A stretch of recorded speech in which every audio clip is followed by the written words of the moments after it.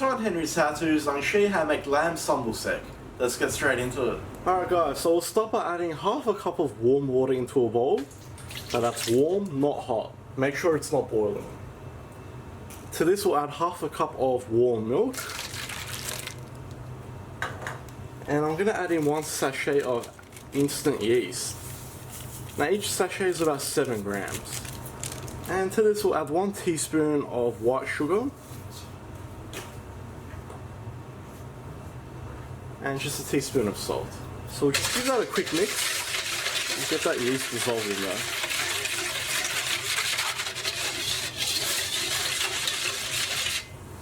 Just like so.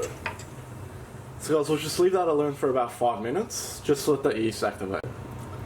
Alright guys, so once you see it starting to foam up, we can verify that the yeast is active, which is what we want, so we're not wasting our time. So what I'm going to do is add in our flour.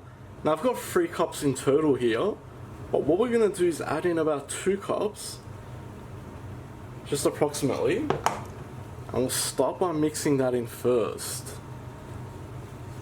That way we can mix it in thoroughly, make sure we're not left with big clumps.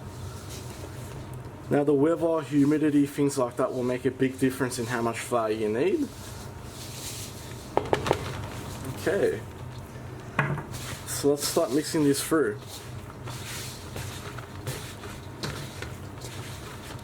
So it is still fairly sticky, so we will definitely need more flour. But I want to work all this into it first, so we'll scrape the sides as well. And just add in a bit at a time, but we're going to make sure to work it through.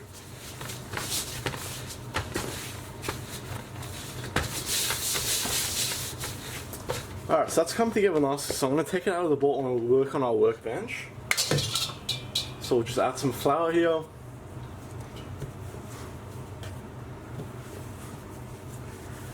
Now I have to be a bit gentle with my left arm as it's still fractured. So I'm getting my right arm to do most of the work.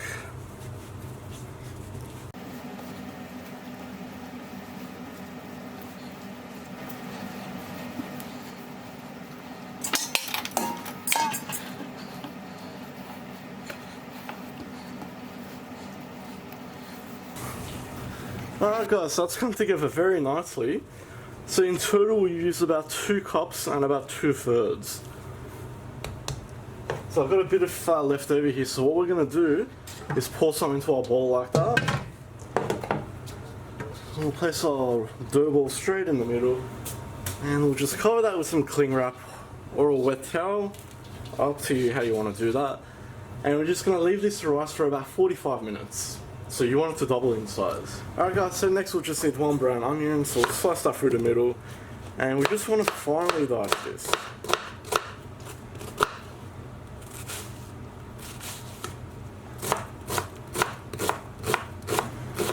Okay, so let's move on to our stove. So guys, the first thing I'm going to do is add in 2 tablespoons of pine nuts just into a pan. And I've just got this on a low heat. And all we're doing is toasting our pine nuts. So this shouldn't take too long, we'll probably only take about 5 minutes. You just want to put a bit of colour on them.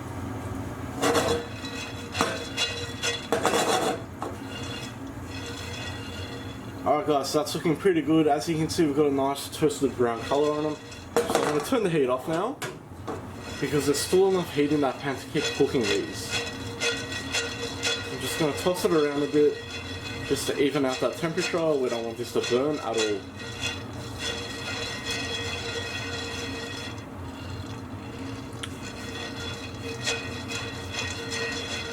Okay, beautiful. So we'll just empty these out into a smaller container. Alright guys, so back to our pan, just on a medium to high heat. I'm going to add about 3 tablespoons of olive oil. And we're just going to add in our onions.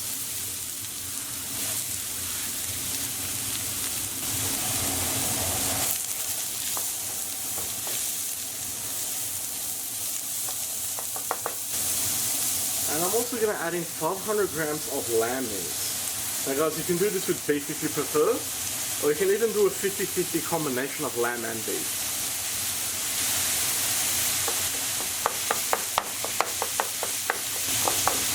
So we just want to keep on cooking until our lamb has browned. Alright, so at this stage I'm going to season with 1 teaspoon of salt, half a teaspoon of black pepper, 2 crushed garlic cloves,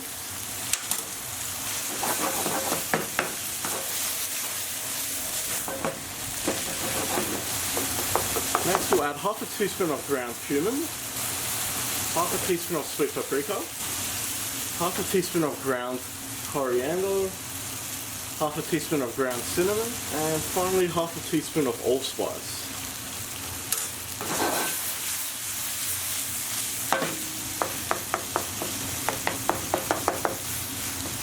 Okay, that's coming together very nicely.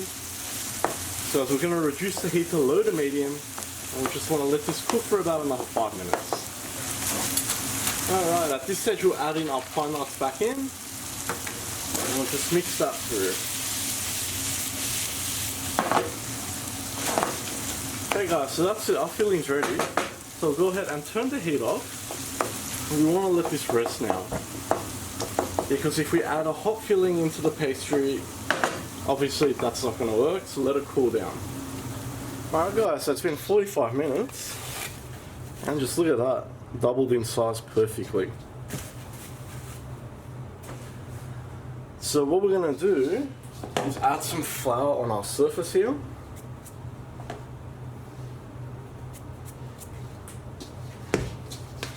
And we'll just bring that out and just have some extra flour on hand, because we're going to need this while we're rolling it out.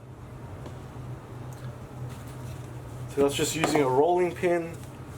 We just want to roll it out. Now as far as for thickness, we need to go say about 1/4 of an inch.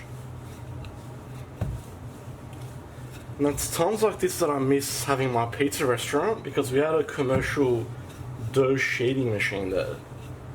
And you could set what thickness you want and it would sheet it out for you. But then again, hand rolling is always fun.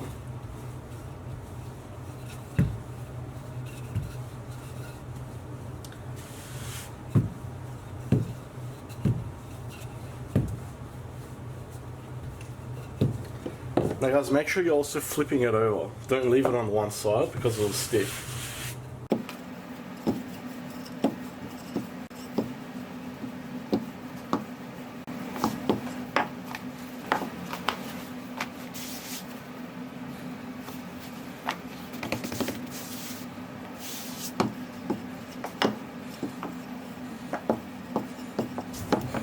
Alright guys, so there we go. So all we need is a cookie cutter. If you don't have that, you can use like a bottom of a glass to get nice round shapes.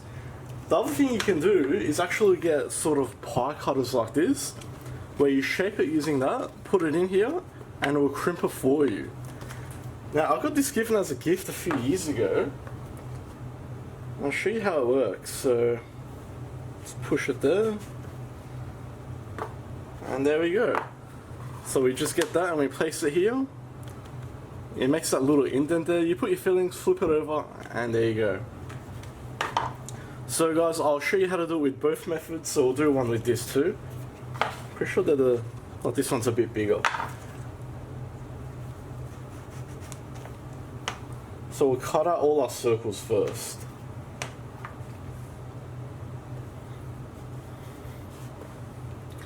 Now try and get it as close as you can, just so we avoid any dough wastage.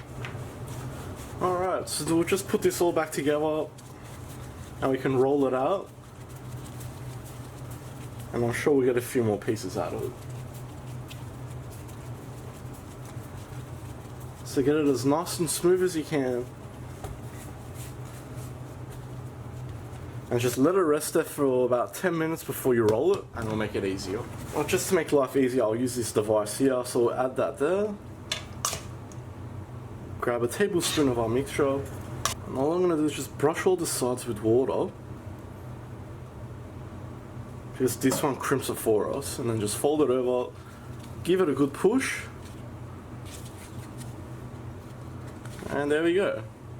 So you can see it's much easier this way. So that's all we're going to do, is continue doing that with all of them. And after you make them, all I'm going to do is place them on an oiled tray like this. Make sure you oil it or flour it just so it doesn't stick. Alright, and there we have it.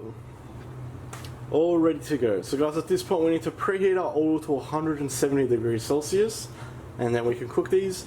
Alternatively, you can actually freeze these at this stage right now and then cook them at a later time if you want. Obviously up to you. Now while we're waiting for our oil to heat up, I'm just going to cover this with some cling wrap.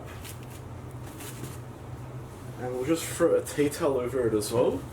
And we're going to place this into the fridge to keep chilled. That way it will fry nicely. Alright guys, so I've got my oil heating up here. And I've just got a candy thermometer here, so I'm just keeping it at 10. And we're at the right temperature now. So what I'm going to do is carefully start adding these in. And guys, go one at a time, don't just go throwing them all in at the same time. And in my case, I'm going to do this in 2 batches. They need plenty of room to actually swim around.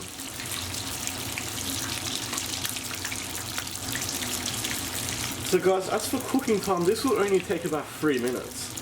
So after say a minute and a half, we'll flip them over so the other side cooks as well.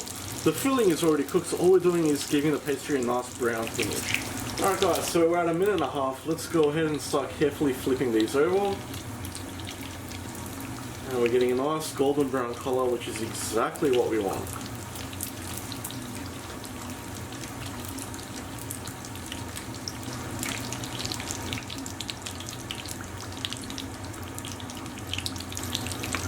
Alright guys, so we're at 3 minutes. They're looking absolutely beautiful. So let's go ahead and carefully take these out. Just seriously, just look at that. Nice and crunchy too. I'm just going to place these on a rack to rest. Don't be silly and go bite into it now. So we'll just continue cooking the rest. And guys, make sure you're maintaining your temperature. So it's a very good idea to have a thermometer. Alright, so we're at the 3 minute mark again. Let's take these beauties out.